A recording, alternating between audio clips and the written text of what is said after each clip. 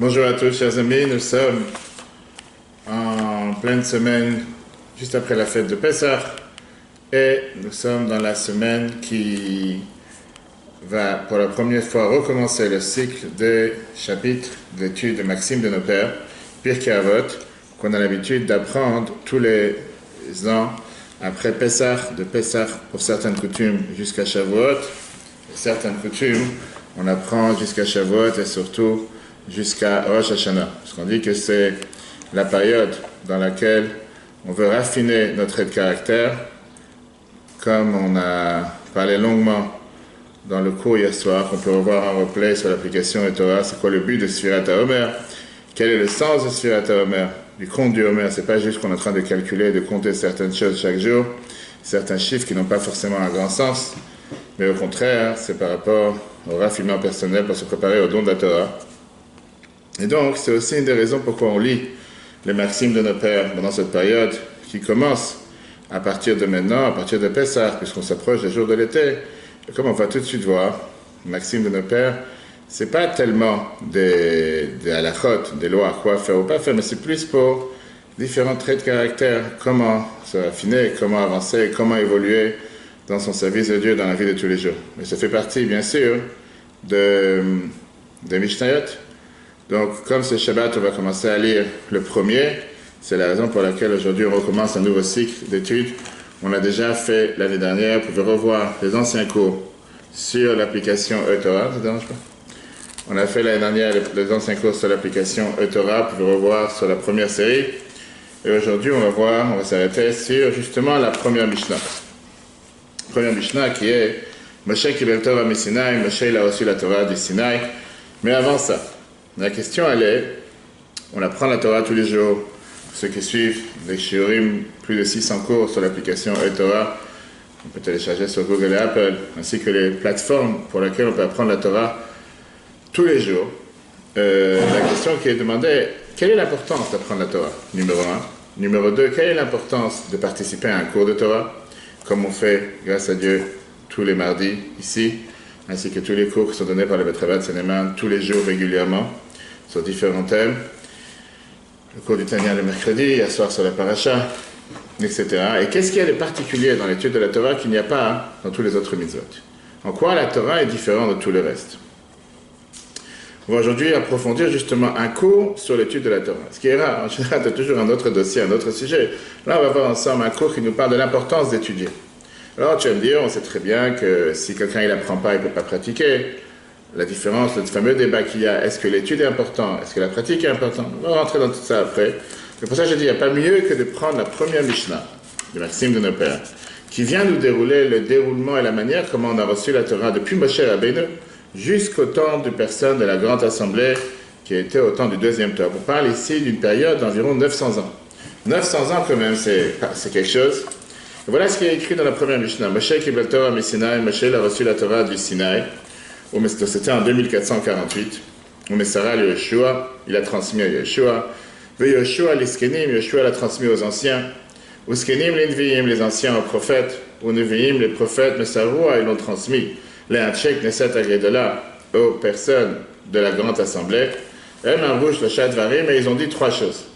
Et vous, Metunim, Badin, soyez Metunim, c'est pas forcément dire le mot calme, mais c'est surtout ne pas se précipiter à arriver au jugement, comme on va tout de suite voir les différents commentaires derrière. D'abord la traduction. Ha'amidu talmidim habe, assurez-vous d'avoir beaucoup d'élèves. Va'asus yag la Torah, et faites une barrière à la Torah. Qu'est-ce que ça veut dire faire une barrière à la Torah?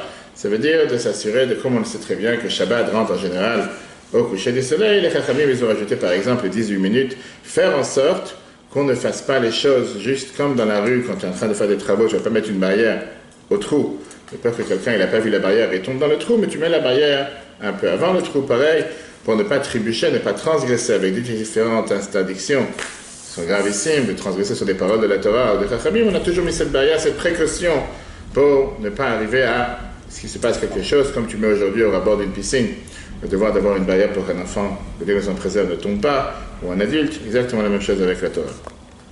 Donc avant de rentrer dans les détails et comprendre quelle est la valeur de cette Mishnah, comme on a dit aujourd'hui, le cours est beaucoup plus basé sur l'importance de l'étude de la Torah elle-même.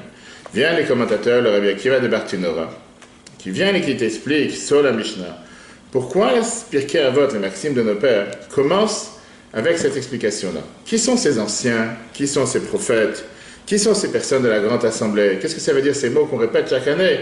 Première Mishnah des maximes de nos pères, et pas forcément on essaie de comprendre. Regardons le Rabbi Akiva de Bartinora, l'explication. Moshe Kibel Torah Messinai. Omer Ani, moi j'ai dit. Le fiche Masechet Zu, ce traité de Talmud, ce traité de Mishnah, Eina Meyusedet, Alpi Mitzvah mi Mitzvot Torah. Elle n'est pas basée sur une autre mitzvah des mitzvot de la Torah, qui charme Masertot chez le Mishnah, comme les différents autres traités qu'il y a dans la Mishnah. Prends par exemple Shabbat, Psachim, Megillah, Yoma, n'importe quel traité de Talmud, en général est basé sur une des mitzvot, et donc elle va automatiquement parler de ces mitzvot-là, même si on sait que par exemple, traité Megillah de la Gemara ne parle pas forcément que de loi de Megillah, traité Shabbat ne parle pas forcément de Shabbat, par les lois de Hanouka aussi à l'intérieur. Mais peu importe, c'est en contact avec des mitzvot. Là, il n'y a pas de mitzvah particulière ici. Qu'est-ce que ça veut dire Avot? Avot, c'est de nos pères, maxime de nos pères. Il n'y a pas ici une mitzvah particulière. Elle ne parle pas non plus ici seulement des lois qui correspondent au respect des parents. Et la kulam, musarim ou midot. Ce sont des manières d'agir, des traits de caractère que les chachamim, ils voulaient qu'on fasse et qu'on s'adapte à avoir. Comme par exemple, donner la tzaka, ne pas être en colère. On verra des dizaines et des dizaines de phrases très intéressantes. Le chachamim olam, c'est-à-dire que même les sages du monde, ils ont aussi écrit des livres que moi chez Imtsiou Melibam, comme si on aurait dit qu'ils auraient inventé de leur cœur. La manière comme quelqu'un doit se comporter, comme quelqu'un doit se comporter avec son ami. Le Fichar, c'est la raison pour laquelle Itri la Tana, le Tana qui est l'auteur de la Mishnah, Anamora c'est l'auteur de la Gemara, un Tana auteur de la Mishnah. Mais Masachet Zu avec ce commentaire, avec ce traité, en commençant par Moshe Kibel Torah Messinai, qui est Moshe a reçu la Torah du Sinaï. L'Omar Lecha, pour te dire une phrase importante. Chez Amidot, vers Moussarim, chez Bezou Amasechet, que tous les traits de caractère et la manière de comment se comporter qui est écrit dans ce traité, Lo Badou Otam Chachme Amishna Melibam. Les sages de la Mishnah ne les ont pas inventés de leur cœur.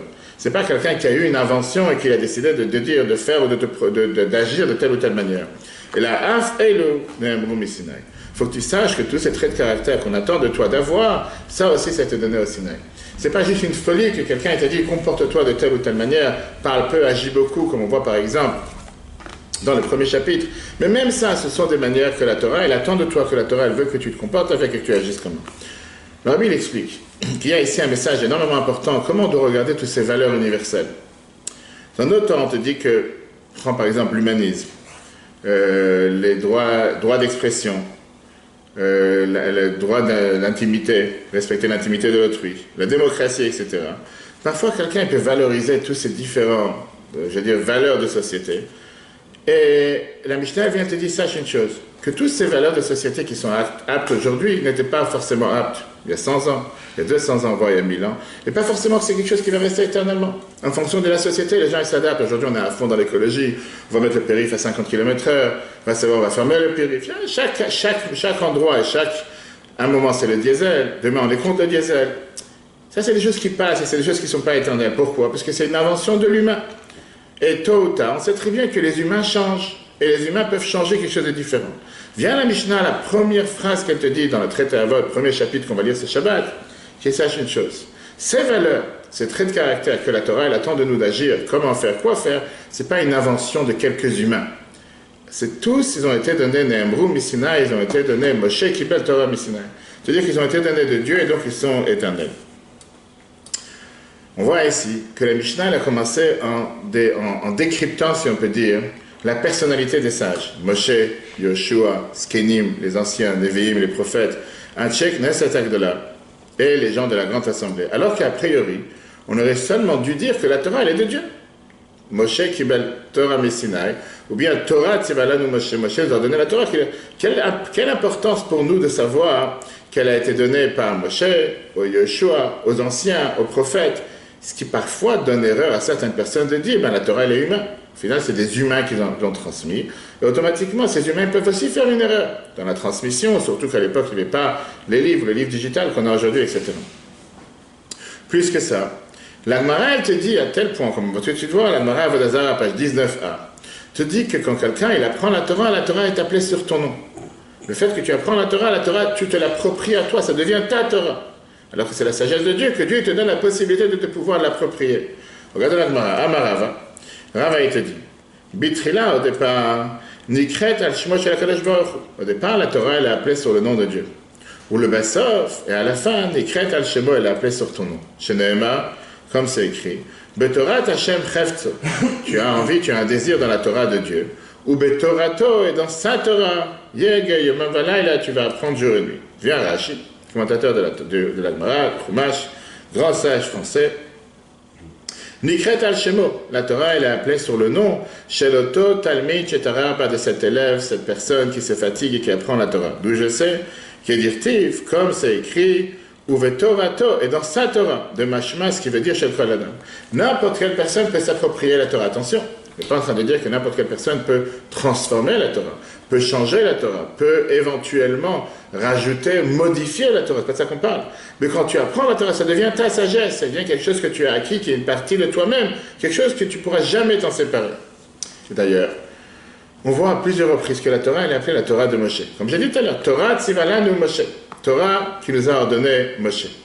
A priori, comment est-ce possible que la Torah, qui est la sagesse de Dieu, Chochmat Hashem, comme on dit Torah Hashem, la Torah que Dieu nous a donnée, comment elle peut devenir la Torah d'un humain? Comment elle peut appartenir, être appelée sur le nom d'une personne, n'importe quelle personne, une personne qui commence à apprendre, une personne qui apprend beaucoup de temps. Pourquoi la Torah? Ça vient de Dieu, comme j'ai dit tout à l'heure. C'est quoi ce démarquage que la Mishnah elle a voulu faire en disant Moshe, Yoshua, les anciens, les prophètes, la grande assemblée, dis-moi une. La Torah est la Torah de Dieu, et Dieu nous l'a transmise. Qu'est-ce que j'ai besoin de savoir? C'est 900 ans que la Mishnah a traité de dérouler, toute cette période, comment la transmission de la Torah est arrivée jusqu'à aujourd'hui. Pour ça, j'ai dit, pour ça, il faut comprendre, c'est quoi l'importance de l'étude de la Torah. Sans arrêt, on n'arrête pas de parler de l'importance d'apprendre, l'importance d'étudier. Hommes, femmes, enfants, on a le devoir d'apprendre, à tel point que tous les matins dans la prière, on te dit, Talmud Torah, Keneg et Kula. L'étude de la Torah équivaut à toutes les autres mitzvot. Mais a priori, ce qui dérange, d'abord, on ne dit pas ça sur une mitzvah. Sur la Tzaka, on te dit c'est Shkula Kenegat Kol mitzvot. Les Tfilin, Shkula Kenegat. Beaucoup de mitzvot, on te dit ça valeur tous les mitzvot. Maintenant, on parle de la Torah. La Torah, c'est une mitzvah parmi les 613 commandements. Pourquoi elle serait plus importante que les autres? Pourquoi elle aurait une importance plus que les autres? La clé à la réponse qui est donnée par rapport à la Torah, c'est la manière comment la Torah elle-même est surnommée. La Torah, elle est surnommée Lechem ou Mazon HaNefesh. On va tout de suite voir, elle est nommée le pain et la nourriture de l'âme. Comme c'est écrit, comme il te dit clairement, David Amel avait Torah, Trabetoch Mea et ta Torah dans mes entrailles. Le Chul Achmou Belachmou, les Chachamim, qui te disent la fameuse phrase que la Gemara répète sans arrêt. Milek Kreso, chasse au Paskim, il a rempli son ventre avec la Gemara et les différents décisionnaires du Shulchan Aruch. Quel rapport entre le manger et la Torah? Quand quelqu'un il mange, le manger rentre à l'intérieur de son corps, digère, et ça devient une partie de son sang et de sa chair, bien sûr, à part les déchets qui vont à l'extérieur. Le manger devient une partie de la personne. C'est exactement la même chose quand on apprend la Torah. Les idées que tu apprends, tu réfléchis avec ta tête, tu réfléchis avec ton cerveau, jusqu'à ce que ça devienne une partie intégrale de la vision du monde que tu te forges grâce à l'étude de la Torah. La manière de penser de quelqu'un qui apprend la Torah est différente d'une manière de penser de quelqu'un qui n'apprend pas la Torah. Pardon, que ce soit... Regardez sur le monde, on a parlé tout à l'heure, l'attaque qu'il y a eu, l'attentat au travail de Poway en Californie, c'est Shabbat. Quand tu vois cette force, ce courage, encore ce matin, j'ai posté la vidéo sur Facebook du mari de Lori Kay. Quelqu'un qui te dit lui-même, on lui demande, mais comment vous avez ce courage de parler comme ça alors que votre femme s'est fait assassiner avec une balle dans la tête il y a 3 jours, et vous êtes debout en train de dire qu'il faut apprendre la Torah, qu'il faut faire les mitzvot. D'où ce courage? La réponse qu'il donne, je veux dire spontanément, c'est la Torah, grâce à la force de la Torah, parce que c'est ce que la Torah elle attend de nous. Je ne veux pas penser comment quelqu'un qui n'apprend pas la Torah aurait répondu. Mais on le sait malheureusement à travers l'histoire, que ceux qui apprennent et ceux qui sont imprégnés, qui vivent avec la Torah, ils ont une manière de regarder sur le monde qui est totalement différente de quelqu'un qui n'apprend pas la Torah. Et de là l'importance, pourquoi on doit apprendre. L'explication, elle est que puisque c'est la sagesse infinie de Dieu, qui transforme la personne, qui devient une partie intégrale de la sagesse de la personne. Donc n'importe quelle chose que tu regardes, que tu respires, que tu parles, tu les regardes avec des lunettes de Torah. Pas dans la Fellow Optical Center ou Optical Discount, tu vas savoir. Mais ça devient des lunettes de Torah, qui veut dire que tu t'apprends à regarder chaque chose dans ta vie personnelle, dans le monde, dans la société, avec qu'est-ce que la Torah elle aurait regardé sur ça. Comment la Torah elle aurait attendu de toi de regarder ça. Voilà donc comment la Zakan était dit ça merveilleusement dans le Tanya chapitre 5. Mais il dit à ta Torah, quand tu apprends la Torah, La Torah, la Torah devient habillée dans l'âme de l'homme, vesichlo dans sa sagesse, ou mukefet betocham, elle t'enveloppe entièrement. La chen nikret beshem lechem mazon hanefesh, c'est pour ça que la Torah est appelée du pain et la nourriture de l'âme. Kikmo, shalechem agashmi, de la même manière que le pain matériel, zan et agouf, il nourrit le corps, que shemachniso betocho vekirbo mamash, quand tu fais rentrer le pain à l'intérieur, on ne parle pas seulement du pain, du manger. Quand tu le fais rentrer à l'intérieur de toi, concrètement, venez, par Cham, il se transforme là-bas. L'iyod, dame au bassar, qui psaro d'être en chair et en os, une partie intégrale de toi-même. Vaza, yichyeveyitkayem, et grâce à ça, la personne peut survivre et se maintenir. Car, b'idiyat Torah, la même chose avec la connaissance de la Torah, ve'asagata benefesh adam. Quand tu comprends les paroles de la Torah dans ton âme, qu'est-ce que ça veut dire? Shem lambda etev, que tu apprends la Torah parfaitement. Be'inyon sichlo, en méditant avec ton cerveau. Achenit peset besichlo, et chose que tu l'intègres et tu la comprends dans ton cerveau. Umitached atimo, elle devient unie avec toi. Ve'ayula achadim, ce que tu as appris, ça devient une seule chose avec toi. Naase mazon le nefesh, ça devient du manger pour l'âme. Ve'chaim bekirba, et tu vis avec ce que tu es en train d'apprendre. Et on voit que là-bas, comme je t'ai dit tout à l'heure, le fait d'apprendre la Torah, ta manière de voir les choses est différente, ta manière de répondre face à une épreuve est différente, ta manière d'agir est totalement différente. Puisque le mot Zaken compare ça avec le manger, Rabbi te dit, viens, on regarde, qu'est-ce qui se passe avec le manger? On mange tous les jours, grâce à Dieu. D'abord, on fait rentrer le manger dans la bouche. Contrairement à un habit, qu'on ne le fait pas rentrer dans le corps. L'habit est superficiel en dehors du corps. Le manger, c'est quelque chose qui rentre à l'intérieur du corps, qui devient une partie intégrale du corps. Après avoir mangé, on a le devoir de mâcher pour pouvoir faire en sorte que le manger va digérer comme il faut. Il faut savoir mâcher et le détruire, si on peut dire, avec les dents. Après ça, il y a le processus long qui est le processus de digérer, dans lequel tu as cette bonne partie du manger qui devient une partie intégrale de ta chair et os, du corps, ta chair et ton sang, et l'autre partie qui est rejetée du corps, par le merveilleux mécanisme divin que Dieu a créé pour chacun d'entre nous. D'ailleurs, ça aussi, c'est pas le sujet du cours. Donner l'importance pourquoi on doit faire attention à manger cachère. Pourquoi on doit manger cachère? Pour la simple raison que quand quelqu'un mange cachère, ça devient une partie intégrale de son corps.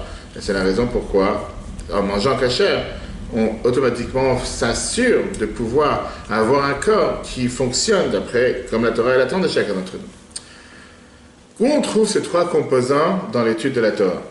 Rentrer dans la bouche, mâcher, digérer. Première des choses, qu'est-ce que ça veut dire rentrer? L'écoute. Première base dans l'étude, c'est savoir écouter, savoir apprendre. Si c'est écouter un cours que quelqu'un transmet, si c'est écouter un texte que quelqu'un lit pour soi-même, lire à voix haute. La première des choses, savoir se dire, je ne connais pas tout. Savoir se dire, j'ai envie d'apprendre. Savoir se mettre à l'écart, se mettre en dehors, son propre ego, et je vais être maintenant un récipient qui est apte à recevoir. Première des choses, parfois, dans tous les cours que je donne, grâce à Dieu, tu as des gens que dès que tu commences à parler la première minute, j'ai une question. Je n'ai pas commencé. Attends une seconde. Commence, 2 minutes. Une fois qu'on tu as des gens, des fois j'apprends avec les enfants la même chose. À peine tu commences, j'ai une question. Attends une seconde. On ne sait même pas de quoi on va parler. Qu'est-ce que tu commences? Une personne qui n'est pas prête à se mettre de côté, attends d'abord d'entendre une idée, d'intégrer. Ça, c'est la première des choses. Si quelqu'un, sans arrêt, pose des questions, il n'y a pas d'interdiction aux questions. Bien sûr qu'il faut poser des questions, il faut savoir, il faut comprendre. Mais si tu ne laisses pas la matière rentrer à l'intérieur de toi, pénétrer à l'intérieur de toi, comment tu vas comprendre? D'abord, mets-toi en retrait. Essaye d'intégrer, essaye de comprendre, essaye de savoir ce qui se passe, de quoi on parle, essaye d'avoir une notion. Et après, essaye de voir. Tu peux toujours noter la question et poser après numéro 1. Quelle est justement la deuxième partie, qui est la partie de mâcher? Ce sont les questions. Et ça, c'est aussi important. On n'est pas des animaux, on n'est pas des robots, on n'est pas fait pour juste ouvrir la bouche comme un entonnoir ou comme tu as je sais pas, les hippopotames. On va savoir que, je prends l'exemple avec les enfants qui sont là, ils attendent, ils ouvrent la bouche et ils attendent que tous ceux qui passent aux eaux, ils leur versent à manger dans la bouche et une fois que la bouche est pleine, là ils ferment. On n'est pas des animaux, on n'est pas des robots non plus. Une fois que tu as entendu une idée, tu as le devoir de mâcher. Qu'est-ce que ça veut dire mâcher? Le décomposer en différents détails, en différentes matières, poser des questions, trouver des exemples. Qu'est-ce que ça implique dans ma vie de tous les jours? Faire des comparaisons, amener des preuves. Ça, c'est la manière comment la Torah attend de chacun d'entre nous d'apprendre. Pas juste je suis là pour recevoir une idée, et après, qu'est-ce qui se passe avec cette idée? J'ai écouté comme un idiot, et je passe à autre chose. Tu as appris un cours, tu as appris un sujet. Comment tu l'appliques dans ta vie de tous les jours? Et ça, c'est justement la troisième partie, qui est digérer, qui veut dire internaliser. De faire en sorte que ça devienne une partie de mon être. Et ça prend beaucoup plus de temps. Parce que parfois, tu vas t'identifier avec ce qui a été dit. Tu ne vas pas t'identifier avec ce qui a été dit. Tu vas t'identifier avec une partie de ce qui a été dit. Et des fois, ça prend même des années que quelqu'un comprend des années plus tard ce qu'il a appris dans tel et tel cours, telle et telle notion, telle et telle parole de Torah. Maintenant, ça me parle. Aujourd'hui, ma vie, elle a avancé. Je suis une autre vie, etc. Et c'est pour ça que la Torah, elle te dit que quand tu apprends la Torah devient Torato, la Torah de celui qui apprend, comme il vient de voir dans Rashi. Parce que quand tu apprends la Torah, tu as la possibilité de faire en sorte que ton corps ait une partie intégrale de cette Torah. C'est pas déconnecté, c'est pas un habit qui est mis au-dessus, c'est du manger, ça devient une partie intégrale de la personne. Néanmoins, première étape, c'est que c'est Torah Hashem, la Torah de Dieu. Et ça, c'est primordial, crucial, vital, avant de commencer à apprendre. Si tu penses que tu viens apprendre une belle science, si tu penses que tu viens apprendre ici quelque chose de magnifique, parce que c'est très intéressant, comme on dit que tu as certains, au Japon ou en Inde, certaines personnes qui apprennent la Gemara, comme j'apprends les maths, comme j'apprends, je sais pas, l'ingénierie, comme j'apprends l'informatique, j'apprends aussi le Talmud. Non, première des choses à savoir, c'est la Torah de Dieu. Après, ça devient ma Torah. Pourquoi? Parce qu'au départ, une personne a le devoir, quand il apprend, pas forcément qu'il s'identifie avec la Torah. Pas forcément que ça fait une partie intégrale de sa manière de réfléchir, sa manière de penser. La Torah, elle appelle la Torah de Dieu. N'oublie jamais à aucun instant que c'est la sagesse de Dieu. C'est pas ta sagesse. Et automatiquement, c'est à toi de t'élever vers la Torah. C'est pas de rabaisser la Torah à ton niveau. Bien sûr qu'on doit descendre la Torah de manière que n'importe quelle personne puisse comprendre. Mais qui je suis pour transformer quelque chose dans la Torah, pour changer quelque chose, on va y en arriver. Une fois que tu as réussi à internaliser la Torah, comprendre, méditer, réfléchir, ça devient une partie de qui tu es. Une des phrases qu'on va voir dans Pirkei Avot, chapitre 5, Mishnah 7, c'est-à-dire qu'il y a 7 choses qui sont dites dans quelqu'un d'intelligent et le contraire dans un idiot. Et une des phrases qui est dit que quelqu'un d'intelligent ne coupe pas la parole à son ami. Qui veut dire que quelqu'un d'intelligent, le Mishnah te dit d'abord, il sait écouter, et après il pose une question. Je ne parlais pas pour toi. Je parle pas en général dans les cours, tu as des gens, je dis on voit ça chaque Shabbat, et chaque fois n'importe quoi tu dois parler. À peine tu commences, j'avais une question. De quoi? Qu'est-ce que c'est sur le temps? Attends. Ça c'était l'introduction. Revenons maintenant sur la première Mishnah de Pirkei Avot. Et cette Mishnah, on a posé la question tout à l'heure, qu'est-ce que ça te dérange de me dire que la Torah, elle a été donnée de Dieu au peuple juif? Qu'est-ce que j'ai besoin de passer ces 5 étapes? Moshe, Yoshua, les anciens, les prophètes, la grande assemblée. Et moi, j'allais te dire plus que ça. Quand tu prends Rambam, Maïmonide, dans l'Agdama de Rambam, la préface de Rambam, il te dit là-bas toute la généalogie de la transmission de la Torah depuis le début des temps jusqu'à son époque. En 2 mots, si tu cherches vraiment à me dire comment on a reçu la transmission de la Torah, vas-y, défile. Il n'y a pas que ces 5. Commence à me dire tous les autres. Pourquoi tu t'es facilité la tâche en me disant seulement 5 catégories? Il s'avère que la vie t'explique ça de manière tellement belle que la transmission de la Torah avec ces 5 étapes, c'est pas juste par hasard qu'on a choisi ces 5. Mais en réalité, ces 5 étapes, comment une personne peut apprendre la Torah. Première étape, Moshe. Qu'est-ce que représente Moshe? Bien sûr, Moshe nous a donné la Torah, etc. Mais c'est pas ça qu'on a voulu dire. Parce que si c'est juste pour me dire que c'est Moshe qui m'a donné la Torah, ça on le sait. Et c'est pas la première Mishnah, d'ailleurs, Avot, c'est pas la première traité de la Gemara, de la Mishnah. Moshe reflète ce qu'on appelle la soumission totale. Moshe était celui que la Torah elle te dit, Venachnuma, qui nous sommes. Vaïsh Moshe anav meod, Moshe il était énormément humble parmi toutes les personnes qui avaient sur terre. Première base qu'on doit avoir quand on apprend la Torah, c'est pas la compréhension de la personne, c'est pas le cerveau de la personne. C'est savoir se soumettre, savoir s'effacer face à ce que je vais apprendre. Savoir, comme on dit tout à l'heure, faire un blanc, faire un vide, afin que la sagesse de Dieu puisse pénétrer, puisse rentrer dans ton cerveau et dans ta tête. Tu dois d'abord te libérer des autres, on va dire, misconceptions, ou mauvaises conceptions, ou des autres sagesses que tu as pu parfois t'acquérir dans ta vie, et te faire un blanc par rapport à la Torah. C'est pour ça que la Torah elle a été donnée dans le désert. C'est pour ça que la Torah elle n'est pas grave. C'est pour ça que la Torah elle a été donnée dans le désert. Et pourquoi elle n'a pas été donnée dans un endroit qui est habité, où il y a des humains dans une ville? Parce que la Torah elle voulait qu'une personne, il arrive à étudier la Torah comme dans un désert. Vide, il n'y a rien. C'est un blanc. Tu viens à un coup avec une feuille, pas une feuille qui s'est déjà écrite. Une feuille blanche pour écrire. À ce moment-là, tu pourras... À ce moment-là... Non, pas besoin, laisse. À ce moment-là, il pourra comprendre la Torah de la meilleure manière possible. Qu'est-ce qu'on dit tous les jours dans la prière? Venafshi ke'afa la koltiye. Je suis humble, mon âme est humble comme poussière en face de tous, et après, tach libi le Torah. Ouvre mon cœur dans ta Torah. Pourquoi préalablement mon âme est humble et comme poussière face à tous? Parce que pour pouvoir recevoir la Torah, La première des choses, on a le devoir de se mettre de côté. Il y a un chassid qui s'appelle Rav Yoel Kahn. Aujourd'hui, il a dépassé les 80 ans. C'est ce qu'on appelait le choser du rabbi. Le choser, ça veut dire celui qui avait une tête mémoire et qu'il était face au rabbi. Il était dans toutes les réunions chassidiques du rabbi. Il est arrivé à New York en 1950. Et comment on a les écrits du rabbi, par exemple, les discours du rabbi de Shabbat. Shabbat, fête, qu'on ne peut pas écrire, qu'on ne peut pas enregistrer. On avait ces têtes mémoire, il y en avait quelques-uns, mais lui c'est le premier, et le plus fort, qu'il était capable de répéter chaque mot et avec la tonation que le rabbi a dit sur telle et telle phrase. Et des fois, le rabbi parlait pendant quelques heures Shabbat. Et il était après, après un discours chassidique, après une réunion chassidique, après un Farbrengen, c'était des fois samedi après-midi en été, ou samedi soir, il faisait ce qu'on appelle Chazara. Chazara veut dire la répétition. Il y en avait plusieurs qui l'ont fait. Quand j'étais jeune à la Yeshiva, j'ai participé à écouter certains d'entre eux. C'était merveilleux d'entendre comment ils te répétaient avec les mêmes tonations, les mêmes mouvements, très riches. Et lui, il répétait ça pendant toute sa vie, tout le temps que le rabbi était présent. Une fois, on lui a demandé, comment tu fais?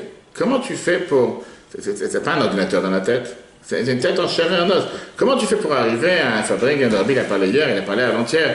Comment tu fais manger? Comment ça va? Tu peux t'asseoir, mets-toi à l'aise. Il lui dit, comment tu fais pour être assis et répéter? Pas seulement répéter, entendre. Et c'est pas seulement ça, c'est que il a parlé la semaine dernière, il a parlé il y a 3 jours. Il a dit, c'est très simple. Quand j'arrive à une réunion chassidique, j'arrive avec une tête vide. C'est très fort d'agir sur soi de cette manière. Comme si j'ai rien appris, j'ai rien... Parce que s'il commence à réfléchir à ce qu'il a appris, à ce qu'il a appris avant-hier, tu vas commencer à penser à autre chose. Tu ne vas pas pouvoir te concentrer, tu ne vas pas pouvoir écouter. Il fait, j'arrive avec une notion comme si tout est nouveau. Et donc, je ne mélange pas ce que le rabbi m'a parlé aujourd'hui avec des souvenirs précédents. Et tout devient original. Tout devient... Ça même, c'est pas facile à faire. Parce que, en réalité, la Torah te dit que tu peux arrêter d'agir, tu peux arrêter de parler, mais la pensée, tu ne peux pas l'arrêter. Elle fonctionne toujours. Tu es toujours en train, tu es toujours en train de penser. Et donc ça même, c'est un travail sur soi énorme. Ça va se dire, mais non, je pense à... Tu viens à un cours sur plusieurs sujets. J'ai déjà appris ça dans notre cours. Et le problème, c'est qu'en train de parler, moi-même, je vois quand je prépare des cours, tu penses à ce que tu as appris. Des fois, c'est un avantage, que tu te rappelles ce que tu as vu dans tel et tel livre, tel et tel sujet. Et tu as le devoir de faire un blanc. Ça, c'est la base numéro 1. Base numéro 1, être comme Moshe. Ok, c'est pas fini. Base numéro 2, Yoshua. Yoshua vient symboliser la transmission, ce fait de se donner à fond pour l'étude de la Torah. La Torah, elle te dit sur Yoshua, Yoshua binun, lo yamish mitoch haoel. Yoshua était celui qui n'a pas quitté la tente. Qu'est-ce que ça veut dire? Il n'a pas quitté son maître à aucune situation. Même quand Moshe est monté à la montagne, il est resté là-bas à attendre Moshe pendant 40 jours. Yoshua était celui que toute sa vie était la Torah. Ça va nous apprendre, pour pouvoir être capable de comprendre la Torah et de recevoir la Torah, on doit se donner à fond. Ça ne veut pas dire qu'on doit apprendre H24 parce que Dieu l'attend de nous, mais que quand tu viens à un cours de Torah, comme plusieurs fois je répète, le rabbi disait que quand tu viens à un cours de Torah, ça doit être comme Shabbat. Il n'y a pas de téléphone, il n'y a pas de bruit, il n'y a rien autour. Un cours de Torah, c'est... Malheureusement, aujourd'hui, je vois dans beaucoup de cours. Des fois, tu es assis, des gens sont sur leur portage. Moi-même, je me dis dans ma tête, tu es venu à un cours, tu ne veux pas apprendre, il n'y a pas de souci, tu veux apprendre. C'est pour ça que tu es venu à un cours. Alors, pourquoi t'amuser sur ton portable à longueur de journée? Tu veux apprendre. Débloque le portable, mets-toi de côté et commence à réfléchir à ce que tu es venu apprendre. Il ne faut pas tout faire à la fois, on n'est pas des anges.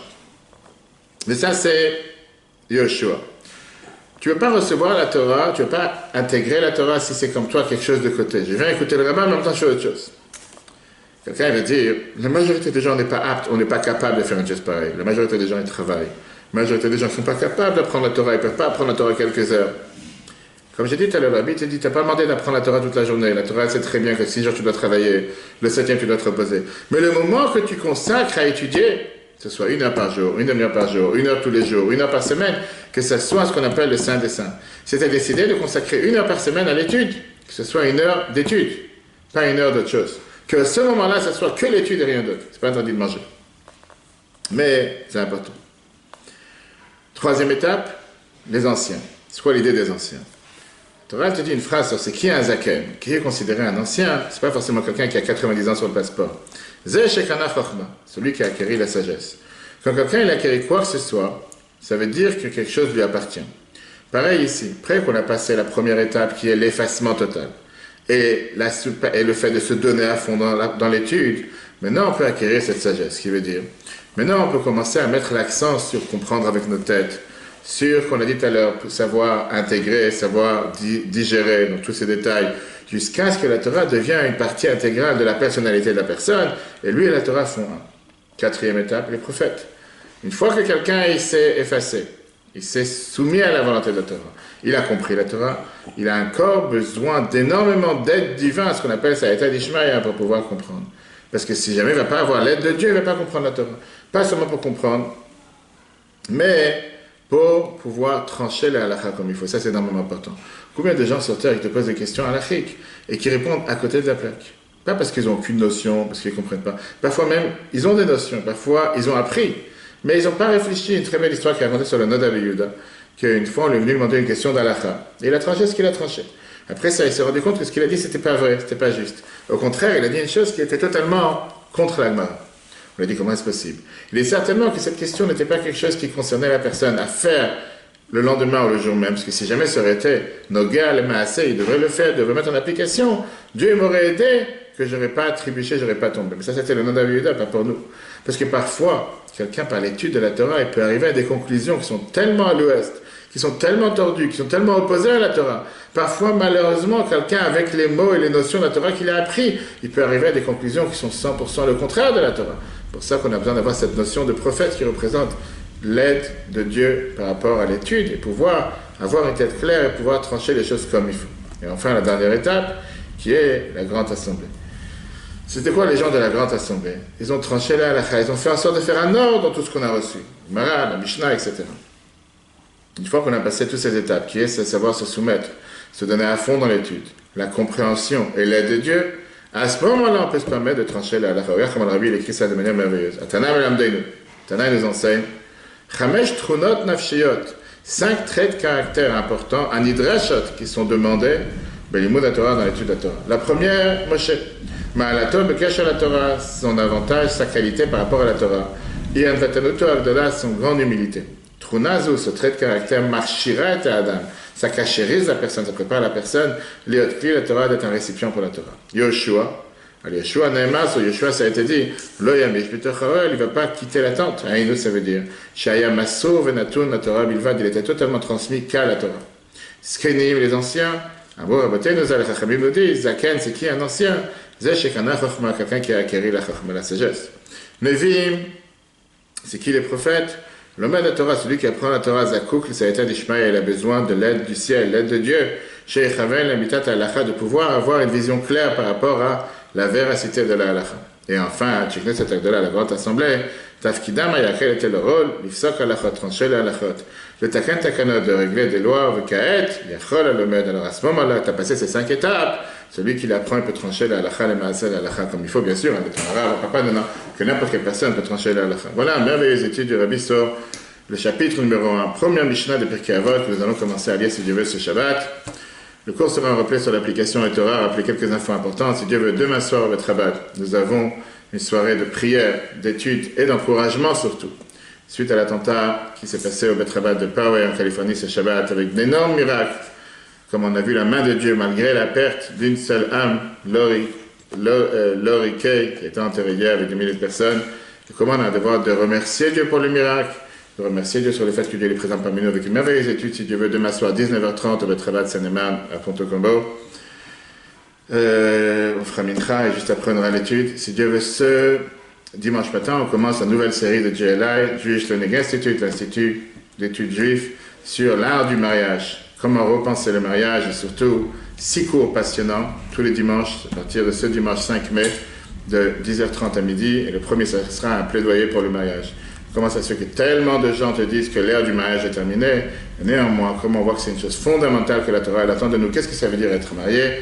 Basé sur des scientifiques, des études, des scrutins qui ont été faits à travers le monde entier, et bien sûr les valeurs de la Torah et du Rabbi très très riches, inscription obligatoire, si Dieu veut à partir de ce dimanche, et que Dieu fasse qu'on puisse entendre et partager toujours que des bonnes nouvelles. Les anciens cours sur le Pirkei Avot et puis de nos maximes de nos pères, qu'on a vu les années précédentes, on peut les revoir sur l'application eTorah, vous pouvez télécharger gratuitement sur Google et Apple. Très bonne journée à tous et à la semaine prochaine.